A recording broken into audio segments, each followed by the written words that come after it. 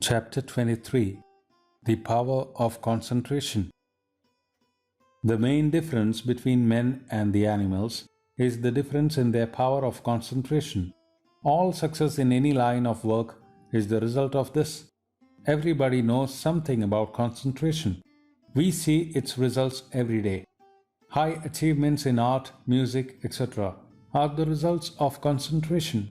An animal has very little power of concentration.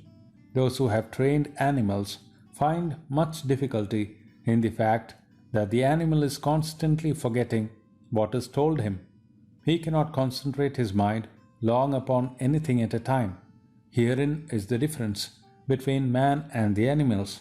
Man has the greater power of concentration. The difference in their power of concentration also constitutes the difference between man and man. Compare the lowest with the highest man. The difference is in the degree of concentration. This is the only difference. Everybody's mind becomes concentrated at times. We all concentrate upon those things we love, and we love those things upon which we concentrate our minds. What mother is there that does not love the face of her homeliest child? That face is to her the most beautiful in the world. She loves it because she concentrates her mind upon it.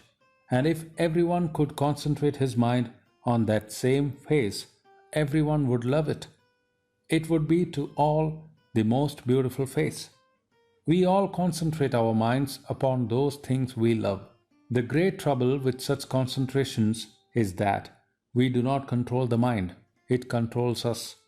Something outside of ourselves, as it were, draws the mind into it and holds it as long as it chooses.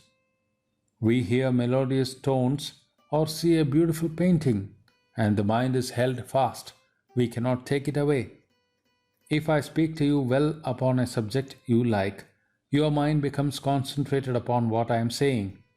I draw your mind away from yourself and hold it upon the subject in spite of yourself. Thus, our attention is held. Our minds are concentrated upon various things in spite of ourselves. We cannot help it.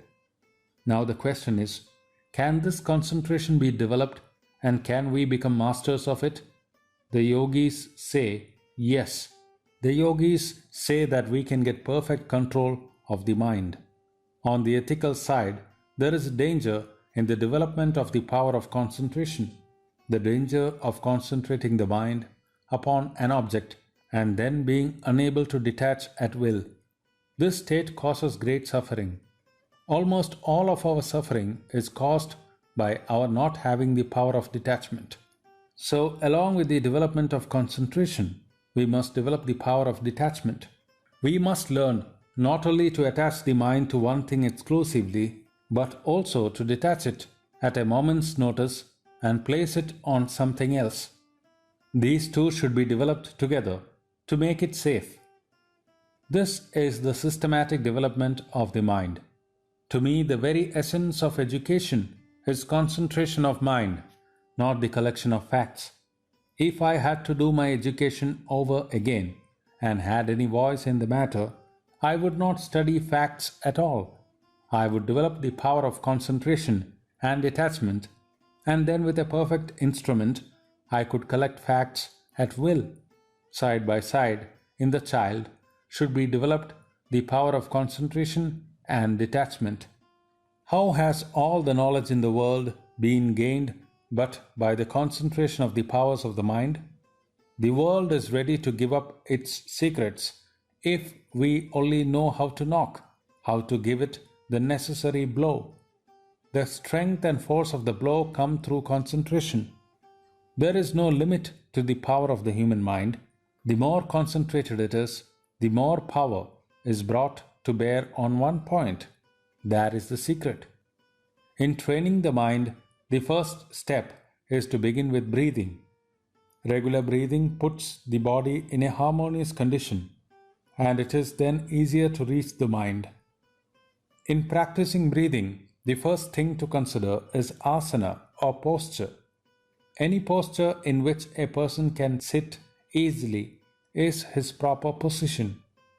The spine should be kept free, and the weight of the body should be supported by the ribs. Do not try by contrivances to control the mind. Simple breathing is all that is necessary in that line.